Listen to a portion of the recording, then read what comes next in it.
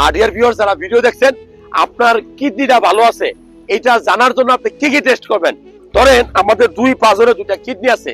Kidney আমার শরীরে কি কাজ করে? আমার শরীরে রক্ত তৈরি করে, আমার শরীরে যে রক্তের যে বর্জ্য পদার্থগুলো আছে, ময়লাগুলো আছে, জীবাণুগুলো, বিষাক্ত পদার্থগুলো আছে, এগুলো প্রস্রাবের আকারে কিডনি আমাদের শরীর থেকে বের করে দেয়। আমার আপনার শরীরে যদি অতিরিক্ত পানি জমে, সেটাও কিন্তু কিডনি বের করে দেয়। আমার আপনার শরীরের লবণ ইলেকট্রোলাইটের ব্যালেন্স, সেটাও কিন্তু কিডনি মেনটেন করে।